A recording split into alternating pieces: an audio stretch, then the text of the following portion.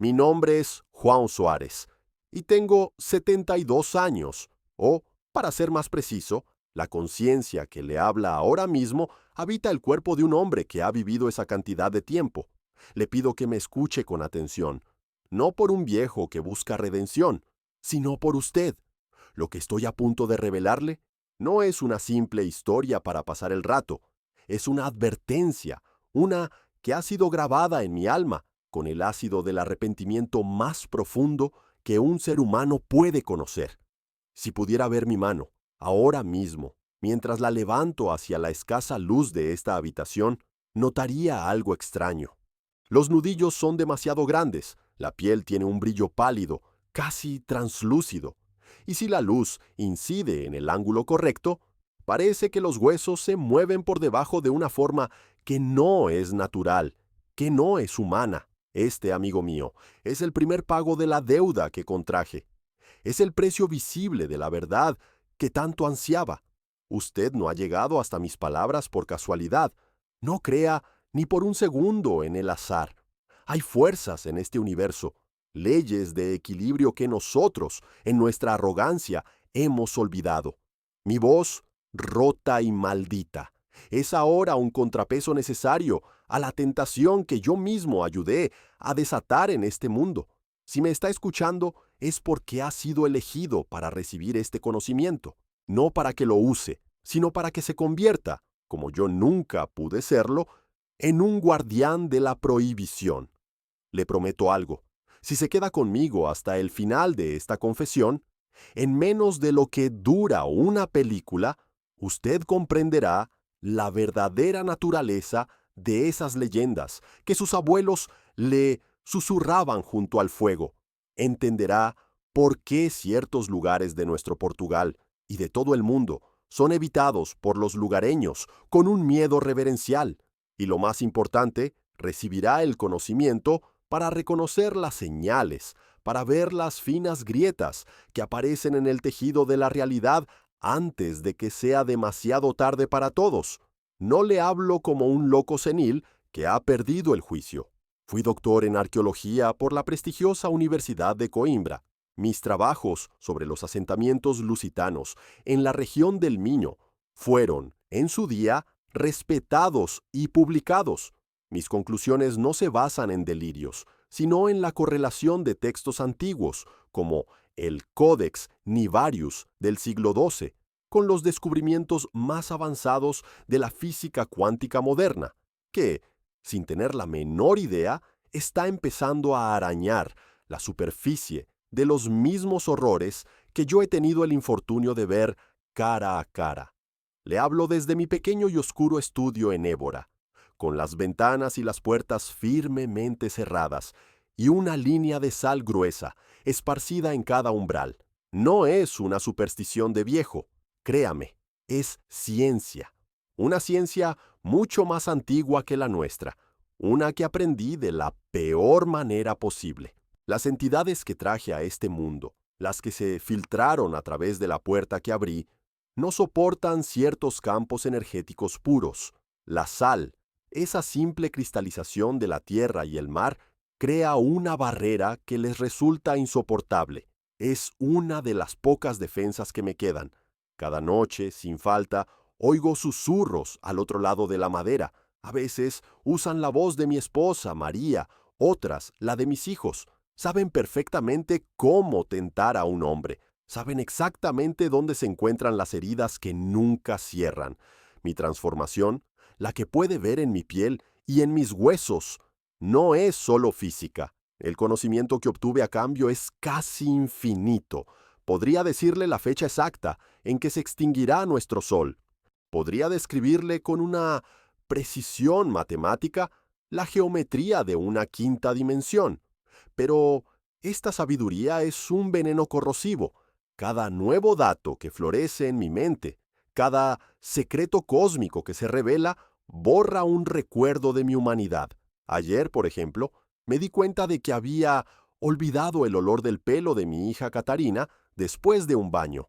Hoy, por más que me esfuerzo, no puedo recordar el sonido exacto de la risa de mi hijo Pedro. Me estoy convirtiendo en un archivo viviente, de un saber terrible y ajeno, y el precio de cada byte de información es un pedazo de mi propia alma. Quizás se pregunte, ¿por qué yo? ¿Por qué usted ha sido elegido para escuchar esto? La respuesta es simple y aterradora, porque en su búsqueda, en su curiosidad innata por los misterios del mundo, hay un eco inconfundible de la mía. Siento en usted esa misma hambre de verdad, esa misma insatisfacción con las respuestas simples que me consumió por completo.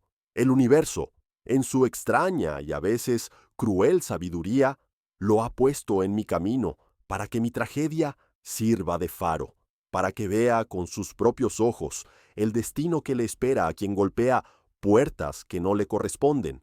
Lo que le contaré a continuación no es solo mi historia, es un mapa de los caminos que debe evitar a toda costa. Escúcheme con la máxima atención, porque mi tiempo se agota y las sombras en esta habitación se alargan cada vez más. La historia de mi caída, la raíz de todo este horror, no comenzó en un templo olvidado, en unas montañas remotas, sino en los pasillos pulcros y arrogantes de la academia, donde la verdad es mucho menos importante que la reputación. Todo comenzó con la frustración. Durante más de 30 años, dediqué mi vida entera a desenterrar el pasado de nuestra tierra, a escuchar los susurros de las piedras.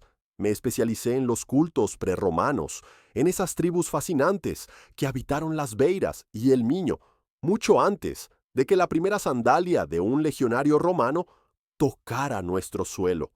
Y siempre sentí que nos faltaba una pieza fundamental del puzzle. Nuestros libros de historia, los que se enseñan en las universidades, hablan de los lusitanos como un pueblo guerrero, rústico, casi primitivo. Pero en los fragmentos de su mitología que han sobrevivido, en los extraños símbolos que grabaron en dólmenes y menires, yo veía algo mucho más profundo. Veía una comprensión del universo que iba más allá de la simple adoración del sol o de la lluvia. Hablaban de portas o portais, puertas a otros mundos, y por la forma en que lo hacían, yo sabía que no se referían a metáforas del alma, sino a localizaciones físicas, a lugares concretos en nuestra geografía. Mis colegas, especialmente el doctor Miguel Ferreira, una eminencia de la Universidad de Oporto, se burlaban abiertamente de mis teorías. Me llamaban a mis espaldas Soares, el místico. Recuerdo una conferencia en Lisboa, en el otoño de 1987, como si fuera ayer. Presenté un estudio que conectaba los patrones astronómicos en varios yacimientos de la región del Duero con una leyenda local muy persistente sobre una puerta de las almas. Fui ridiculizado públicamente. Me cortaron la financiación para mi siguiente expedición de campo. El decano, un hombre llamado Carlos Martins, me sugirió amablemente que me dedicara a la cerámica romana. Algo serio y tangible.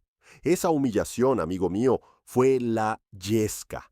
Fue del combustible que alimentó el fuego de mi obsesión. Si la academia, en su arrogancia, no quería encontrar la verdad, yo la encontraría solo.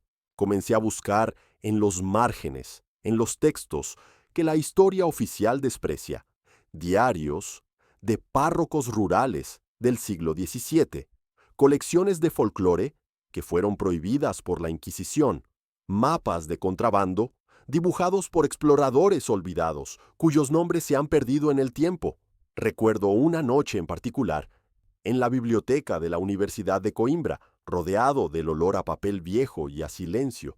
Tenía entre mis manos un manuscrito medieval conocido como las Crónicas de Lamego. Un monje anónimo del siglo XIV describía un viaje a las montañas del norte, a lo que él llamaba la Serra da Guerxa Amaldiçoada, la Sierra Maldita de Jerez. Hablaba de un templo no construido por mano de hombre, y de un ritual que los antiguos realizaban para hablar con los que no tienen voz. El monje, con una caligrafía temblorosa, advertía que el conocimiento obtenido a través de ese ritual era una luz que quema el alma. Mis colegas, por supuesto, habían descartado ese pasaje como una simple alegoría religiosa sobre la soberbia. Yo, en cambio, sentí un escalofrío. Supe en lo más profundo de mi ser que no era una alegoría, era una instrucción. Usted debe entender que esta leyenda de la puerta no era algo exclusivo de Portugal. A medida que investigaba, encontré paralelismos asombrosos en todo el mundo. Los textos védicos de la India hablaban de los vimanas y de puertas a otros lokas. Los chamanes del Amazonas, aún hoy, hablan de abrir portales a otros mundos con la ayuda de sus plantas sagradas. Los antiguos egipcios creían firmemente que sus faraones viajaban a través de la Duat, un inframundo, que era también otro plano de la realidad. El problema, como empecé a comprender, no era la falta de evidencia histórica, sino la ceguera deliberada de la ciencia moderna. Se ha construido un muro enorme para separar lo que llamamos racional de lo que llamamos mítico, sin entender que ambos son solo dos lenguajes distintos que intentan describir la misma y única realidad. Mi pecado, mi gran pecado, fue querer derribar ese muro con mis propias manos. Mi familia, por desgracia, pagó el primer precio de mi obsesión mucho antes de que yo pusiera un pie en aquel templo. Mi esposa, María, una mujer maravillosa de faro, con la paciencia de una santa, me suplicaba que lo dejara. Juan, me decía con lágrimas en los ojos, estás persiguiendo fantasmas. Tu cuerpo está aquí con nosotros, pero tu mente está en otro lugar, en otro siglo. Mis hijos, Pedro y Catarina, crecieron con la figura de un padre ausente, un hombre que pasaba más tiempo con libros polvorientos y mapas extraños que con ellos. Llegué a vender una pequeña propiedad familiar que teníamos en el Alentejo para poder financiar mis viajes privados. Le mentí a mi esposa sobre el dinero. La búsqueda de la verdad me convirtió en un mentiroso, en un mal esposo y en un mal padre. Y fue en uno de esos textos olvidados, un libro encuadernado en piel que le compré a un anticuario de Braga, donde encontré la primera mención concreta, la primera pista geográfica real de lo que el autor llamaba la Porta do Silencio. Usted debe entender algo fundamental. Hay conocimientos que no se pierden por accidente, se ocultan, se entierran deliberadamente. A medida que me adentraba más y más en mi investigación, con cada texto prohibido que leía, con cada mapa antiguo que descifraba, me di cuenta de una verdad aterradora. Yo no estaba luchando contra la simple ignorancia de mis colegas, sino contra un sistema perfectamente diseñado para suprimir ciertas verdades. Descubrí que ciertas familias muy influyentes de Lisboa y Oporto, cuyos linajes se remontan a la época de los descubrimientos, han actuado durante siglos como guardianes silenciosos de estos secretos, pero no se equivoque, no lo hacen para proteger a la humanidad, como a un romántico le gustaría pensar. Lo hacen para mantener un monopolio absoluto sobre el poder que este conocimiento otorga. Ellos saben perfectamente de la existencia de estos lugares de poder. Saben de las portas. Encontré pruebas irrefutables de esto en los archivos nacionales de la Torre do Tombo, en Lisboa. Documentos que a simple vista parecían simples registros de tierras del siglo XVI, pero que, al ser analizados con técnicas criptográficas que aprendí de un viejo libro jesuita, revelaban mapas increíblemente precisos de flujos de energía telúrica que recorren toda la península ibérica. Vi con mis propios ojos la correspondencia privada entre un obispo de Braga y un cardenal en Roma, fechada en el año 1642. En esas cartas hablaban sin tapujos de la necesidad urgente de construir iglesias y monasterios sobre antiguos nos de poder pagano, nudos de poder pagano. El objetivo, decían, era sellar las bocas del infierno. Le aseguro que no estaban usando una metáfora. Estaban literalmente construyendo sus templos sobre estas puertas interdimensionales para neutralizarlas o, en algunos casos, para controlarlas y usarlas en su propio beneficio. El monasterio de los Jerónimos, la majestuosa Torre de Belém, no son solo monumentos para el turismo, son sellos, son tapones energéticos colocados con una precisión y un conocimiento que hemos perdido. El punto de inflexión en mi investigación, el momento en que todo dejó de ser una teoría para convertirse en algo personal y tangible, fue cuando encontré el diario de un antepasado de mi propia familia, un tal Antonio Fernández, un explorador del siglo XVIII. Mi familia es originaria de la región de Las Beiras, y este diario, un pequeño cuaderno encuadernado en cuero que encontré en el fondo de un baúl viejo en la casa de mi abuela, en el pueblo de Sousa, describía una expedición a la Serra do Jerez. Antonio no estaba buscando oro, ni nuevas tierras para la corona. Estaba buscando el mismo templo del que hablaban las leyendas. En una de las últimas páginas, escribió con una letra casi ilegible por la prisa o el miedo: He encontrado el lugar. La arquitectura desafía a la razón. Las piedras cantan una melodía silenciosa que enloquece a los hombres.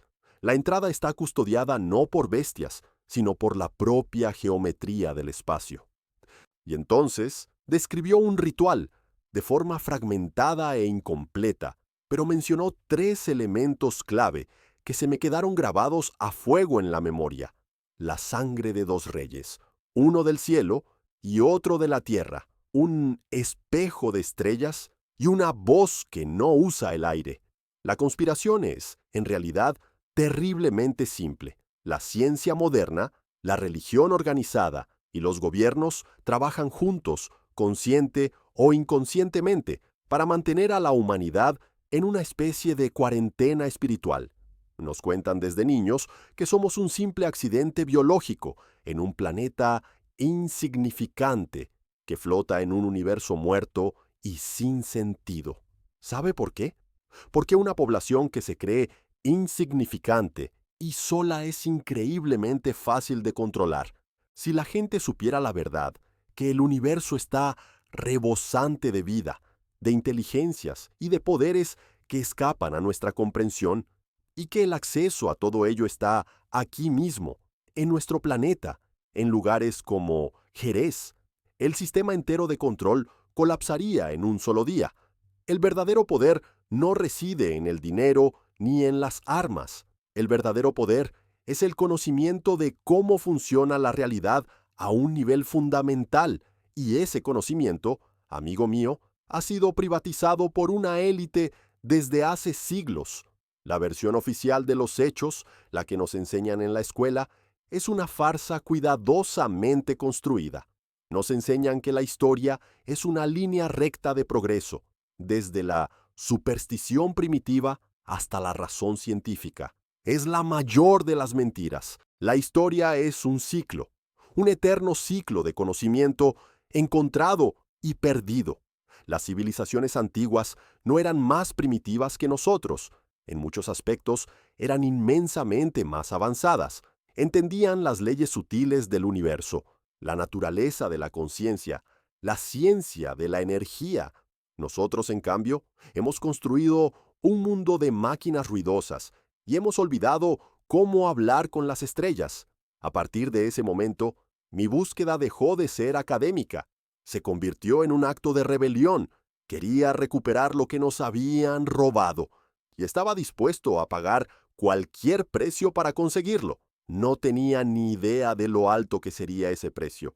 Después de 2 largos años, siguiendo las pistas fragmentadas del diario de mi antepasado y los mapas cifrados que encontré en los archivos, finalmente, en la primavera de 1993, lo encontré. El templo no figuraba en ningún mapa moderno, ni siquiera en los militares. Estaba oculto en un valle remoto y de un acceso increíblemente difícil en el corazón mismo de la Serra do Jerez, un lugar que las pocas gentes de la zona llaman con un susurro temeroso el Vale das Sombras Perdidas.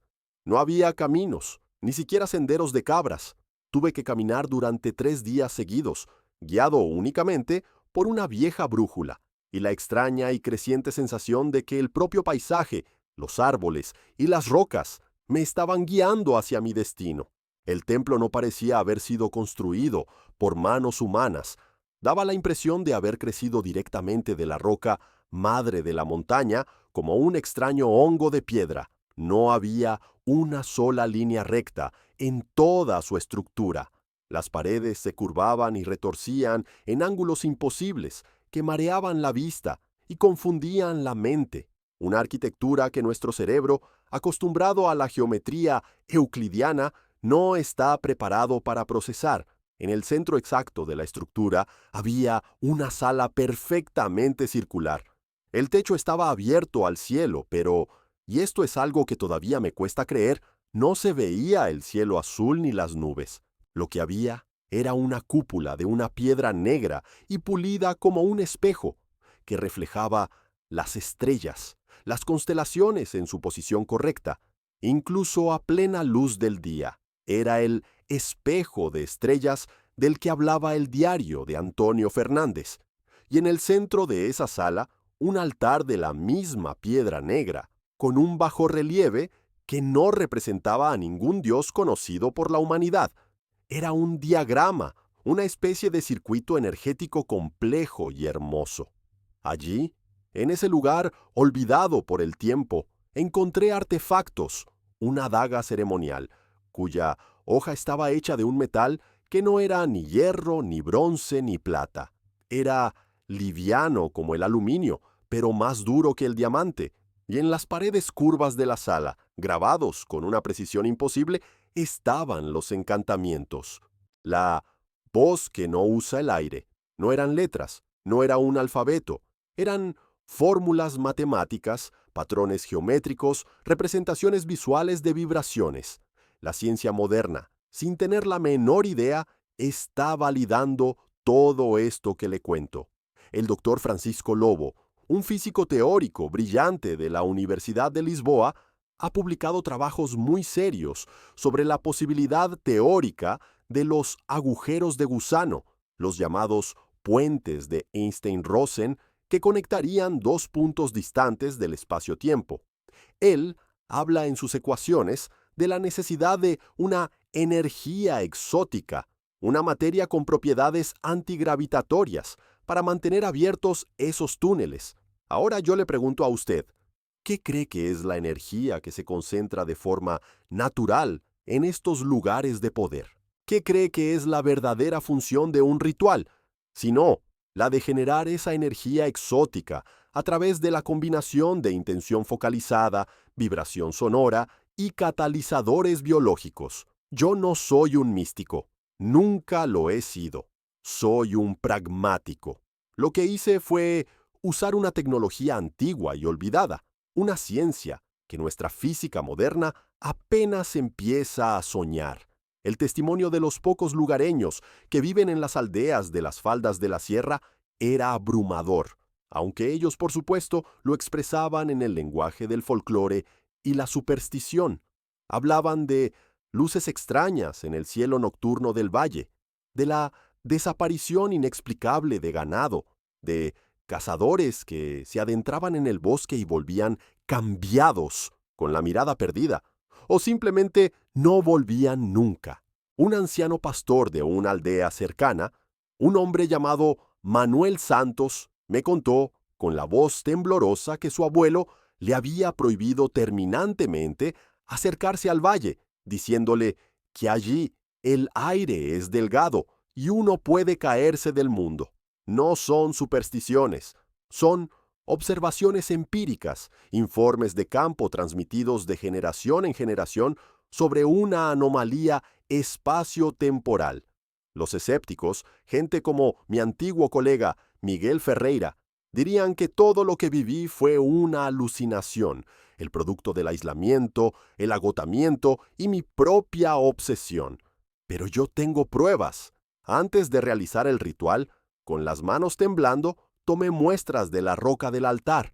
Los análisis que encargué a un laboratorio privado de Setúbal Pagando una fortuna para que no hicieran preguntas, revelaron trazas de isótopos, de elementos que no existen en la tabla periódica conocida.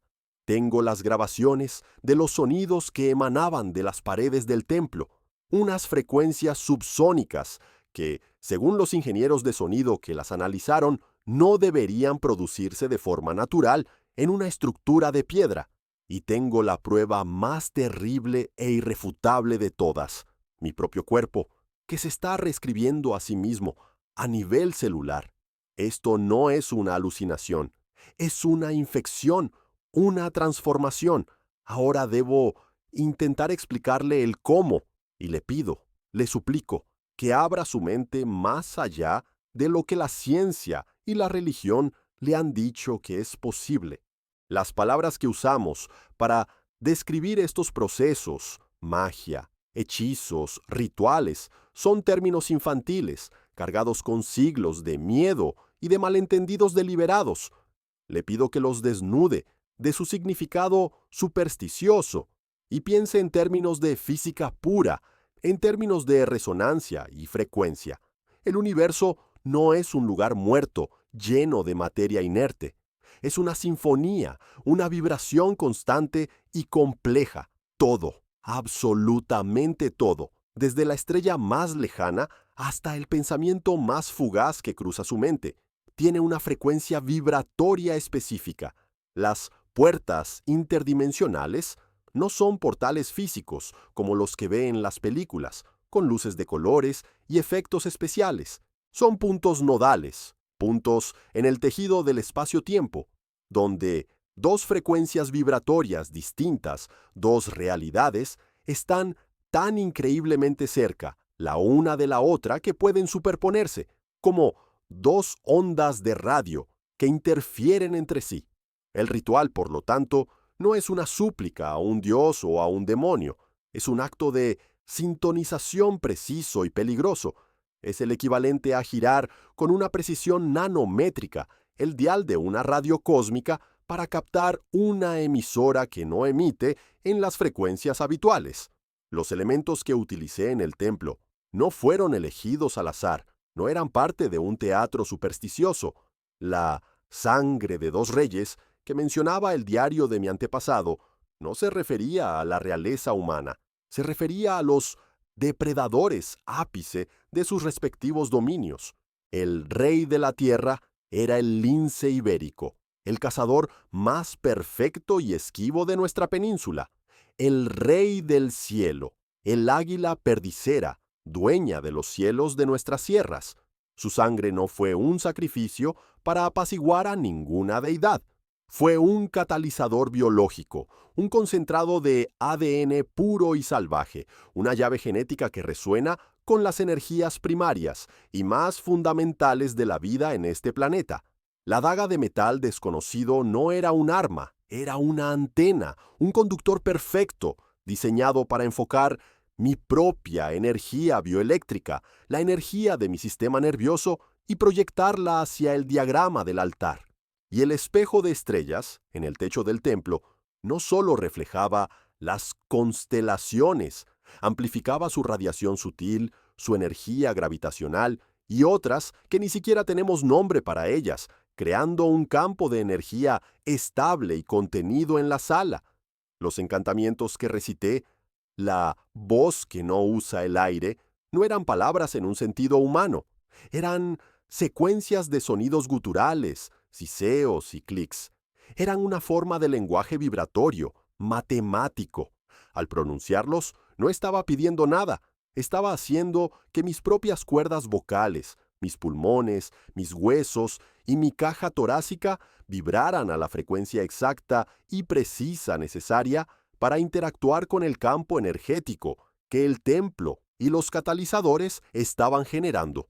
Sentí como todo mi cuerpo se convertía en un diapasón humano. Fue la experiencia más dolorosa y al mismo tiempo la más lúcida de toda mi vida. Por un instante, que pareció una eternidad, dejé de ser Juan Soares, dejé de ser un hombre, me convertí en una pura frecuencia, en una nota solitaria y perfecta en la inmensa canción del universo. El principio oculto que opera detrás de todo esto es la ley de causa y efecto, pero en un plano superior, en un plano sutil. En nuestro mundo tridimensional, vemos las causas y los efectos de una forma lineal y puramente material. Pero en el plano sutil, la intención pura y focalizada es la causa, y la manifestación en la realidad física es el efecto. Mi intención en aquel momento no era maligna, era pura en su egoísmo. Yo quería conocimiento, quería la verdad a cualquier precio. Y el universo, en su imparcialidad absoluta, me respondió, me dio exactamente lo que pedí. El problema, y esto es lo que nadie le cuenta, es que el universo no tiene un filtro moral. Es una máquina perfecta y gigantesca que responde a las peticiones. Si usted pide conocimiento, se lo da, pero no le advierte de que ese conocimiento puede destrozar su mente, ni de que la puerta que abre para recibirlo también sirve para que otras cosas que han estado esperando en el umbral durante eones, puedan entrar. Lo que vi cuando la puerta se abrió. No hay palabras en ningún idioma humano para describirlo. Vi la estructura del tiempo, no como una línea, sino como una trenza de luz infinita. Vi galaxias naciendo y muriendo en lo que pareció un solo parpadeo. Vi la conciencia, no como algo que producimos, sino como un océano del que nuestras mentes son solo pequeñas y arrogantes gotas, y los vi a ellos, a los otros, a los seres que viven en los espacios intermedios, en las frecuencias que no podemos percibir. No son demonios en el sentido religioso del término, son formas de vida no basadas en el carbono, seres de energía pura o de geometrías conscientes que desafían la lógica. Y nos ven, siempre nos han visto, de la misma forma que nosotros vemos las sombras fugaces en una pared. Pero cuando uno de nosotros enciende una luz tan potente como la que yo encendí, se fijan en ella y sienten curiosidad, una curiosidad fría, antigua y depredadora. Usted podría estar pensando que todo esto que le cuento es la historia de un hombre loco, una tragedia personal ocurrida en unas montañas remotas y olvidadas. Se equivocaría por completo. La influencia de estas puertas, de estas grietas en el tejido de la realidad, está por todas partes en nuestro mundo moderno, solo que hemos aprendido a llamarla con otros nombres. La llamamos enfermedad mental súbita e inexplicable. La llamamos inspiración genial que a menudo conduce a la autodestrucción. La llamamos desapariciones misteriosas que nunca se resuelven. Piense por un momento en los grandes genios de nuestra historia, en esas personas que caminaron toda su vida en la delgada línea que separa la brillantez de la más absoluta locura. Científicos, artistas, músicos que tuvieron acceso a ideas, a melodías, a ecuaciones que parecían venir de otro lugar, como caídas del cielo. ¿De dónde cree usted que venían realmente? Se acercaron demasiado, consciente o inconscientemente, a una de estas grietas y algo, desde el otro lado, les susurró al oído. Mire a los líderes mundiales, a los multimillonarios que dirigen las grandes empresas de tecnología. Algunos de ellos no solo conocen estos secretos, sino que los utilizan activamente en su beneficio. Construyen las sedes de sus corporaciones en lugares de un poder geomántico específico, lugares que antes fueron sagrados para los antiguos. Usan símbolos arcanos en los logotipos de sus empresas no por una simple cuestión de estética, sino por su poder vibratorio inherente. Realizan retiros exclusivos en lugares remotos del mundo que son mucho más que simples vacaciones de lujo. Están, de forma deliberada, aprovechando estas energías sutiles para influir en las masas, para predecir las tendencias del mercado, para consolidar un poder que va mucho más allá de lo puramente económico. La tecnología moderna, especialmente los avances en inteligencia artificial y computación cuántica, está creando, sin querer, nuevas y peligrosas puertas. Están construyendo máquinas que pueden procesar la realidad de formas no lineales, máquinas que, accidentalmente, podrían sintonizar con estas otras frecuencias de las que le hablo. El peligro, amigo mío, nunca ha sido mayor en toda la historia de la humanidad. La puerta que yo abrí en Jerez no es la única. Hay muchas otras, repartidas por todo el globo. Sé que hay una bajo las arenas del desierto de Nazca, en Perú, otra en las profundidades heladas del lago Baikal, en Siberia, y hay una mucho más cerca de lo que la mayoría de la gente cree, en la mística región de Sintra, muy cerca de Lisboa, la famosa Quinta da Regaleira, con su pozo iniciático que desciende a las entrañas de la tierra. No es una simple fantasía masónica para turistas, es una representación, un eco simbólico de una puerta mucho más antigua y real que se encuentra en las profundidades de esas colinas. Por eso, tanta gente se siente extraña, inspirada o incluso incómoda cuando pasea por los bosques de Sintra. Están caminando, sin saberlo, sobre un velo muy delgado que separa nuestro mundo de otros. Y todo esto le afecta a usted de una forma muy personal. ¿Alguna vez ha tenido una idea brillante en mitad de la noche? Una solución perfecta a un problema que le parecía imposible de resolver. ¿Alguna vez ha sentido una presencia inexplicable en una habitación completamente vacía? ¿O ha tenido un sueño tan vívido, tan real que al despertar le costó distinguir si había sido un sueño o un recuerdo? Esas son las pequeñas fugas, pequeños susurros que se cuelan por las grietas del día a día. Para la mayoría de la gente no son más que anécdotas curiosas. Pero para aquellos que, como usted y como yo, buscan activamente, para aquellos que tienen la mente abierta, estas pequeñas fugas pueden convertirse en un torrente incontrolable. El conocimiento que usted busca, de alguna manera, ya le está buscando a usted. El clímax de mi historia personal es, quizás, la manifestación moderna más terrible y dolorosa de todas.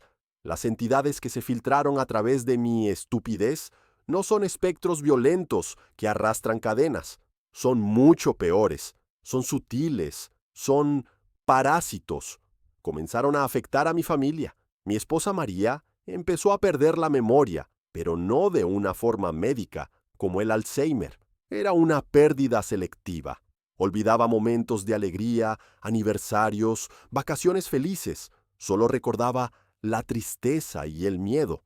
Mi hijo Pedro, que era un joven lleno de vida y que estudiaba ingeniería en la Universidad de Aveiro, se volvió apático, completamente vacío. Me decía con la mirada perdida que no podía sentir nada, ni alegría, ni pena, ni amor. Mi hija Catarina empezó a hablar en sueños, pero no era su voz. Era una voz antigua, fría y monótona que describía mundos de oscuridad geométrica y silencio eterno. No los estaban matando, se los estaban borrando, se estaban alimentando de su esencia, de su humanidad, de sus recuerdos. Y ahora debo prepararle para lo que viene. Debo darle las herramientas, no para abrir estas puertas, sino para defenderse de ellas. Ahora, escúcheme con la máxima atención. Le daré las instrucciones más importantes que jamás recibirá en su vida. Le describiré los pasos exactos del ritual, no para que usted los siga, sino para que los reconozca, para que, si alguna vez en su camino se encuentra con uno de estos elementos, con uno de estos pasos, sepa que debe huir en la dirección opuesta sin mirar atrás. Considere esto una guía de lo que nunca, bajo ninguna circunstancia, debe hacer. Es la única aplicación práctica que mi conciencia, o lo que queda de ella, me permite ofrecerle. El primer paso, el inicio de la caída, es siempre la búsqueda del lugar. Estos lugares de poder, estas cicatrices en la piel del mundo, tiran de usted. Se manifiestan como una extraña sensación de familiaridad, un sentimiento de estar en casa, en unas ruinas antiguas, en una cueva profunda, en un claro del bosque donde nunca antes ha estado. Si alguna vez siente esa llamada magnética, esa sensación de que un lugar le reconoce, dé la vuelta inmediatamente. No es su intuición guiándole hacia un tesoro, es la trampa, es la puerta que está hambrienta, llamándole por su nombre. El segundo paso es la recolección de catalizadores. En su búsqueda de conocimiento, en su curiosidad, empezará a encontrar objetos que parecen resonar con usted de una forma especial, un cristal con una forma extraña, un texto antiguo que parece hablarle directamente, un símbolo que se repite una y otra vez en sus sueños. Le aseguro que estos no son hallazgos afortunados ni coincidencias, son anzuelos, son las llaves que las entidades del otro lado le ofrecen para que usted mismo abra la puerta de su propia celda.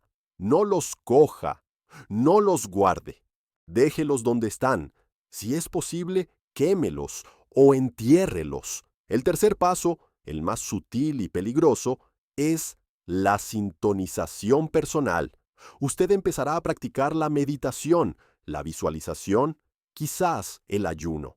Creerá con toda la sinceridad de su corazón que está buscando la iluminación espiritual, la paz interior. Pero si su objetivo subyacente es abrir la mente para recibir conocimiento prohibido, para obtener poder o respuestas secretas, lo que realmente está haciendo es debilitar sus defensas psíquicas naturales. Está, metafóricamente, bajando el puente levadizo de su alma para que los invasores puedan entrar sin resistencia. El ritual en sí mismo, el clímax de la locura, es el punto de no retorno. Yo me situé en el centro exacto del altar en Jerez. Coloqué la daga de metal, desconocido en el centro del diagrama, vertí la sangre del lince y del águila en los canales grabados en la piedra que parecieron absorberla al instante, y comencé a recitar los sonidos, las vibraciones que había memorizado de las paredes. Este es el momento en que su intención se convierte en un acto físico e irrevocable en el universo. Si alguna vez se encuentra en una situación que se parezca remotamente a esto, aunque sea en un juego, por curiosidad o por seguir a otros, deténgase, grite, corra, rompa el círculo, tire los objetos, haga lo que sea necesario para romper la conexión energética que se está formando. La advertencia más crucial, la que me desgarra el alma cada noche, es esta. El precio no lo paga solo usted. Yo, en mi infinita arrogancia, pensaba que era mi riesgo, mi sacrificio. ¡Qué necio fui! La conexión que abrí se extendió como una enfermedad a través de mis lazos energéticos más fuertes, mis lazos de amor con mi familia. Ellos fueron el verdadero precio. Yo los vi desvanecerse. No fue una muerte rápida y piadosa, fue un lento y agónico borrado de su existencia.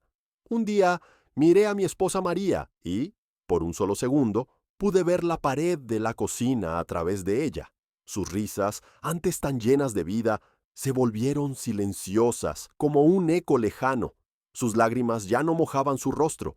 Se convirtieron en fantasmas en su propia casa, atormentados por presencias que solo ellos y yo podíamos sentir.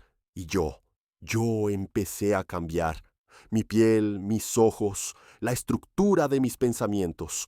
Me estaba convirtiendo, lenta pero inexorablemente, en uno de ellos. Si para usted ya es demasiado tarde, si siente que ya ha comenzado a caminar por este sendero oscuro, solo hay una defensa, y no es el conocimiento, no es el poder, no son más rituales. La única defensa es la humanidad. Aférrese con todas sus fuerzas a los recuerdos más simples y puros. El sabor del pan caliente de su abuela, el abrazo sincero de un ser querido, el sonido de la lluvia en la ventana.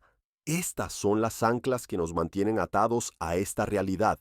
Ellos, los parásitos, No pueden consumir estos sentimientos puros, los odian, son como un veneno para ellos.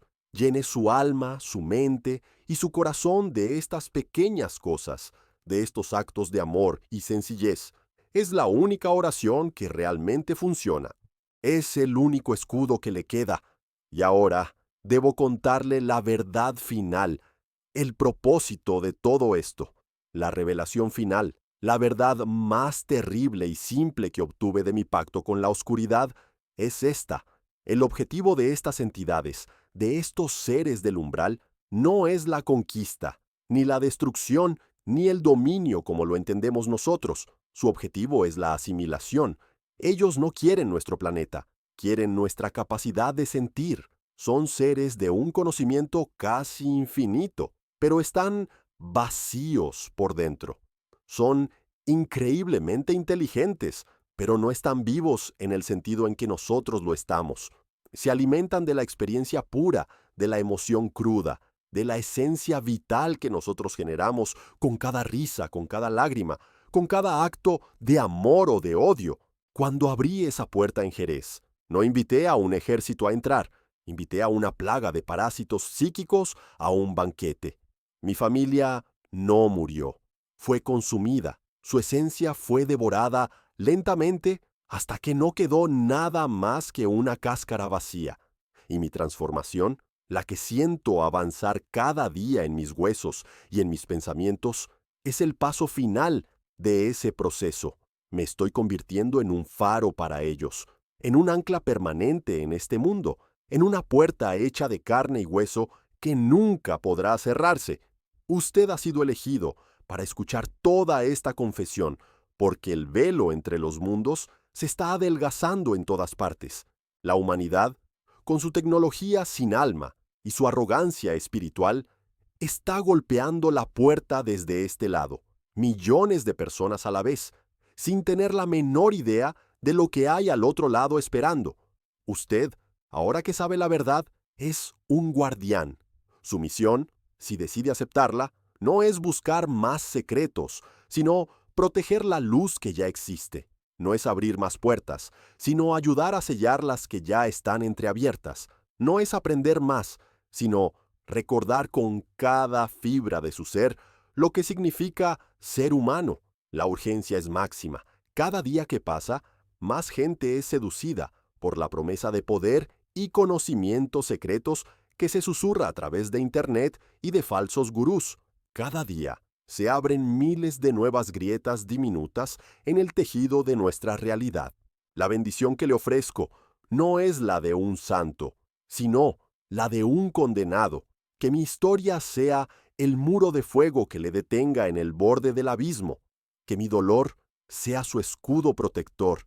Que el recuerdo de mi amada María, de mi hijo Pedro y de mi pequeña Catarina sea el ancla que le mantenga a salvo en las costas seguras de la humanidad. Por el poder del conocimiento que me fue dado y que ahora maldigo con cada aliento, le otorgo la capacidad de ver las señales. Le aseguro que, a partir de hoy, notará la falsedad en las palabras de aquellos que prometen poder fácil y rápido. Sentirá el frío antinatural que emana de los lugares equivocados. Reconocerá el hambre depredadora en los ojos de aquellos que ya han sido tocados por esta plaga.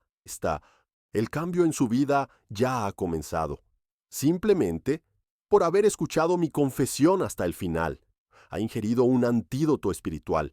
Ha sido inoculado con una verdad terrible, sí, pero inmensamente protectora. No tema.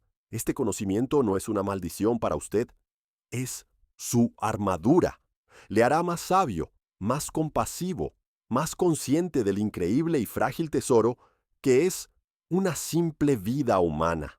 Su percepción del mundo nunca volverá a ser la misma, y eso es bueno.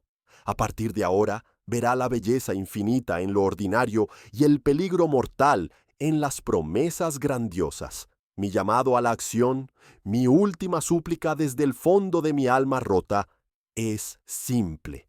No haga lo que yo hice. Si alguna vez se encuentra en una encrucijada en su vida, si el destino le ofrece un atajo a través de un camino oscuro y secreto, Le ruego que elija el camino largo, el difícil, el luminoso. Elija la bendita ignorancia de los misterios cósmicos, a cambio de la profunda sabiduría de un corazón humano. Elija el amor sobre el poder. Elija la risa de un niño sobre los secretos de las estrellas. Porque hay puertas que es mejor no abrir nunca, incluso si nos prometen que la verdad absoluta se esconde tras ellas, porque hay verdades que no nos liberan, nos aniquilan. Ahora, por favor, váyase. Cuente mi historia si lo cree conveniente. Advierta a otros. Y no intente buscarme nunca, porque lo que soy ahora, lo que se sienta en esta silla, ya no es del todo humano. Y siempre, siempre tengo a